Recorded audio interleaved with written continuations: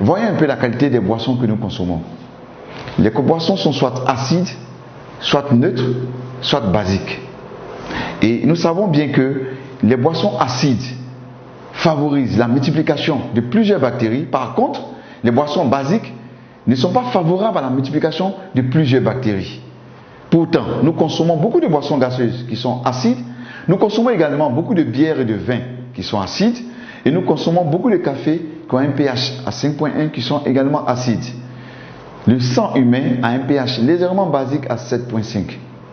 Ce que nous avons de basique qui vont défavoriser la multiplication des bactéries, c'est de l'eau de mer ou de l'eau de javel. Mais cela est dangereux pour notre organisme si nous en consommons. On a remarqué en Chine, dans un village, que les habitants vivaient longtemps sur la terre. Et on a poussé les recherches et on a vu que c'était dû à la consommation d'une eau qui ruisselait sur une montagne. Et cette montagne-là était riche en pierres précieuses de tourmaline.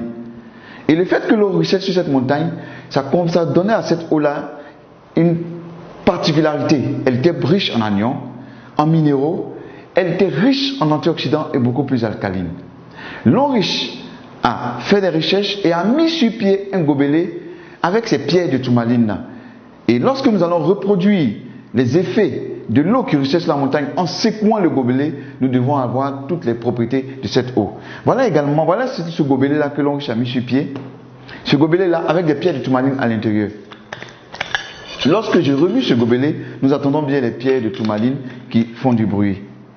Nous allons faire une petite expérience pour voir un peu le pH de cette eau, puisqu'on a dit que cette eau devait être beaucoup plus alcaline. Nous allons utiliser pour notre expérience ce gobelet de l'eau riche, l'eau minérale achetée sur le marché, et nous allons utiliser deux gobelets, ces deux gobelets-là. Nous allons mettre cette eau minérale dans ces deux gobelets.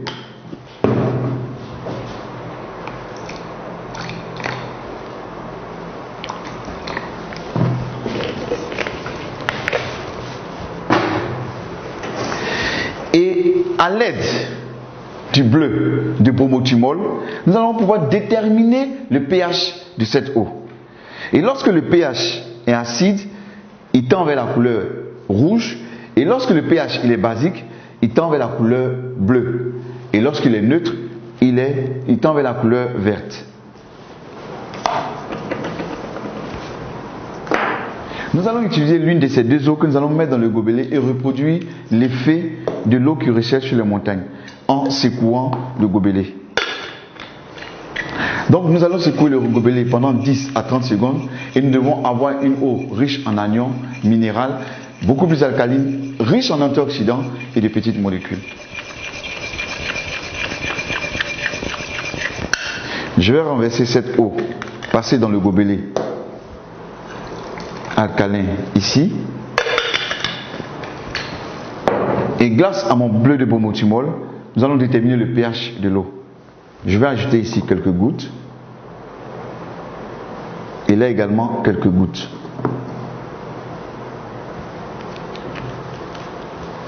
En remuant, nous pouvons déterminer parfaitement le pH de ces deux eaux. L'eau passée dans le gobelet alcalin est beaucoup plus alcaline et l'eau qu'on a prise sur le marché minéral sans passer par le gobelet alcalin est acide. Pour montrer un peu que lorsque nous passons l'eau dans le gobelet alcalin, cette eau devient beaucoup plus alcaline, donc très bonne pour notre organisme.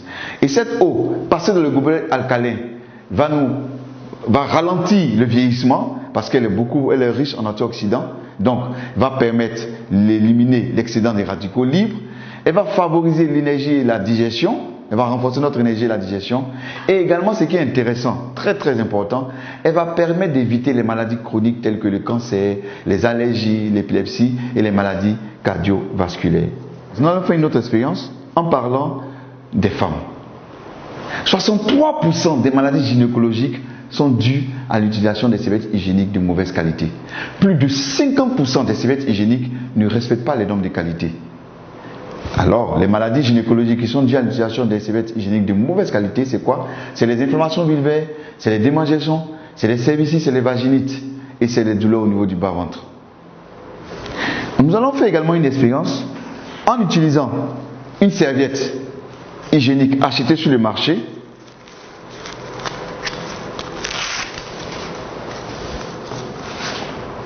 Et également, nous allons utiliser une serviette de lin riche. Lorsque nous voyons la serviette de lin riche, elle est protégée.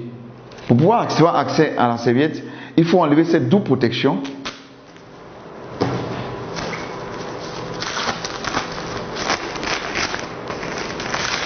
Et c'est là que nous avons accès à la serviette de lin riche.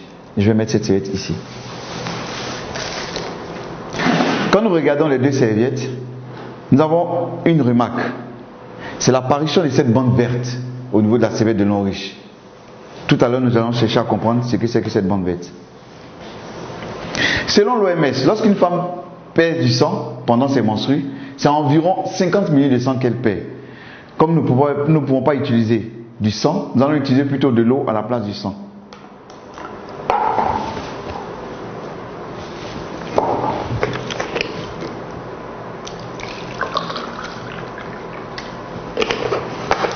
Pour cela, à l'aide d'une seringue, je vais prélever 50 ml d'eau que je vais verser sur la serviette de lin riche et 50 ml d'eau que je vais verser sur la serviette achetée sur le marché.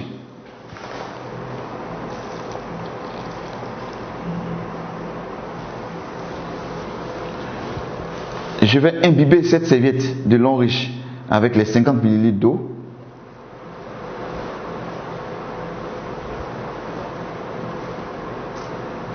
Je vais prélever également 50 ml d'eau que je vais mettre sur la serviette achetée sur le marché, très utilisée par les femmes qui se vend partout, en reproduisant le même processus que sur la serviette de lin riche. Nous allons laisser reposer ces serviettes pendant quelques temps et pendant ce temps nous allons parler